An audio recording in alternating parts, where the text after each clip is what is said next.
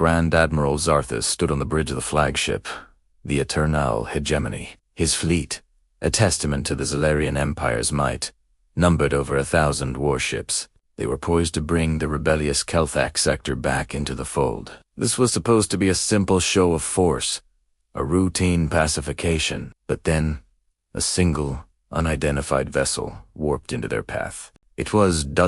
small. Almost laughably so. A sleek, angular design of dark, gray metal. Unlike any ship in the known galactic registry, it bore no insignia, no identifying marks, whose the cold, silent look of a predator. Zarthus scoffed. 1 ship against 1,000. Was this a joke? He ordered his communications officer to hail the intruder. Unidentified vessel, you have entered a restricted military zone of the Zalarian Empire. Identify yourself and state your intentions, or you will be fired upon. Silence was the only reply. The small ship simply drifted, an island of defiance in a sea of imperial might. Zarthus's patience wore thin. Target their engines. A disabling shot. Let's see how brave they are without propulsion. The lead cruiser locked its energy cannons, streams of brilliant blue light converging on the small ship's rear. And then, the unthinkable happened. The space around the dark vessel warped. Not a jump, not a shield, but a ripple in reality itself. The energy blasts, powerful enough to cripple a capital ship, simply vanished as they hit the ripple, absorbed into nothingness. A collective gasp echoed across the bridge of the Eternal Hegemony. Gravitique. Distortion, on tot scale. It was impossible. Before Zarthus could even process this, a voice crackled through their speakers. It wasn't Zalarian, nor any known dialect. It was deep, calm, and laced with an unnerving confidence. Zalarian Empire. This is Captain Eva Restova, of the Human Expeditionary Force warship Vigilance. We have registered your unprovoked act of aggression. Human. Zarthus racked his memory.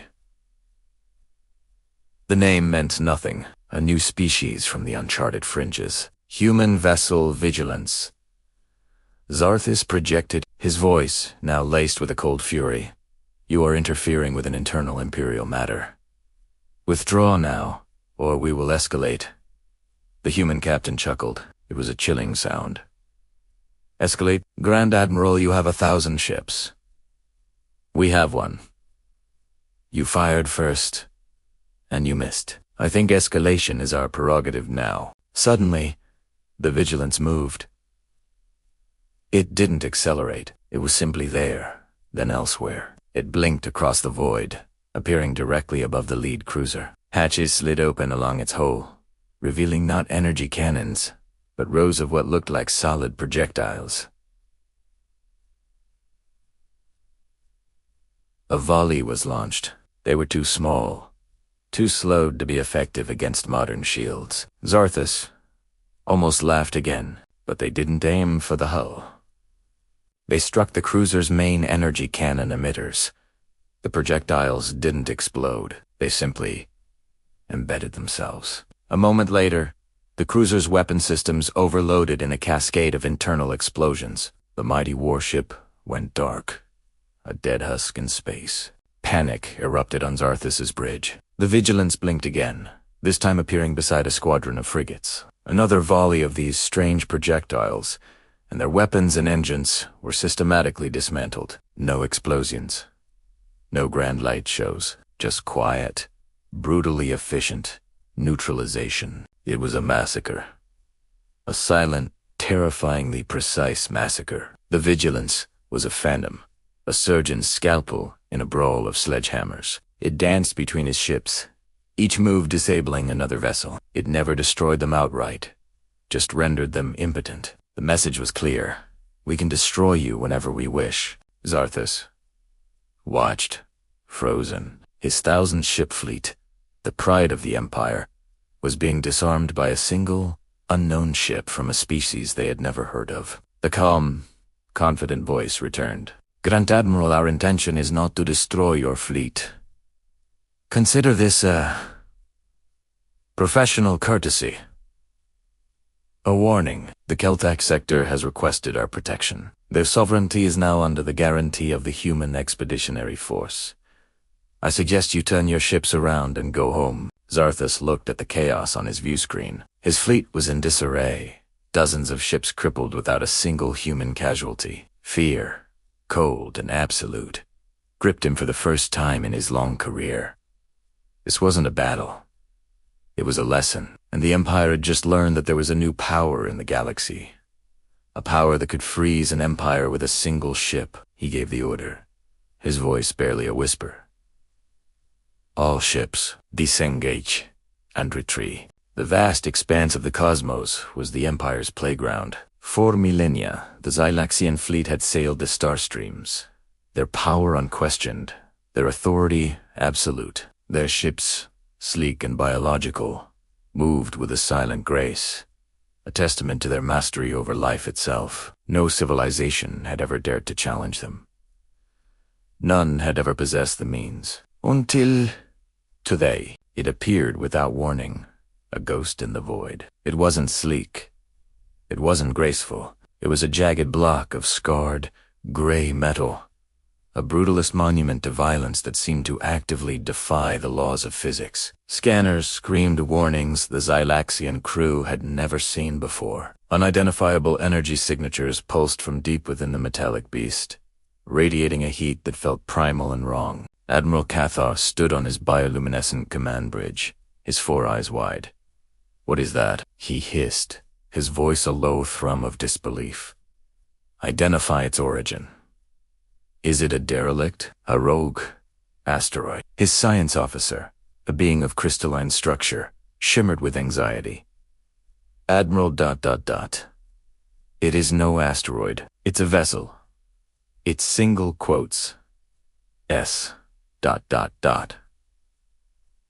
And it's crude. The ship bore no markings. The universal translators could decipher. Just crude letters painted in stark white. UNS Invictus. It hung there, motionless, like a predator waiting. It was old, scarred with countless impacts, and patched in ways that suggested desperation and sheer stubbornness. Yet, it exuded an aura of profound menace. The Xylaxian ships, living things of shell and sinew, seemed to recoil instinctively. Then, a transmission came through. Not a polite hailing frequency, but a raw, powerful burst of data that forced its way into their systems. A single image appeared on the main view screen. A bipedal creature, clad in dark, functional armor. Its face was partially obscured by a helmet, but the visible part was pale skin, and 2 forward-facing eyes that held a chilling stillness. The being didn't move. It just... Luke, Admiral, the communications officer stammered. They're broadcasting a message. It's not a greeting. It's a log entry. The voice that followed was gravelly, tired, and laced with an iron will that transcended language. It spoke of battles against cosmic horrors, of fleets shattered in dark nebulas, of entire worlds lost to unknowable foes. It spoke of a war, not for conquest or glory, but for simple, bloody survival. The Xylaxians, who'd only ever known dominance, listened in frozen horror. This crude metal ship wasn't a warship built for empire. It was a warship built to fight gods and demons. The scars on its hull were not from minor skirmishes, but from apocalyptic conflicts. They weren't encountering conquerors. They were encountering survivors. Admiral Cathar felt a sensation he had only read about in ancient texts. Fear. True, soul-crushing fear. The Invictus didn't need to fire a single weapon.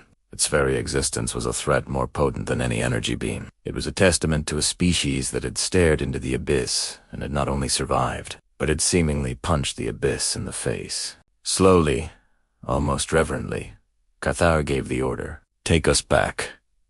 Now. And erase any record of this sector. We were never here.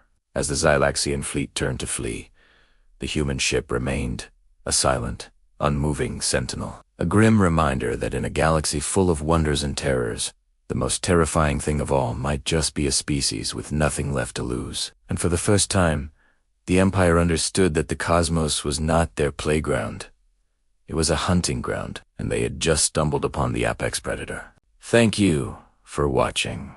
If you enjoyed this story, don't forget to like, subscribe, and hit that notification bell for more tailies from the stars. See you next time.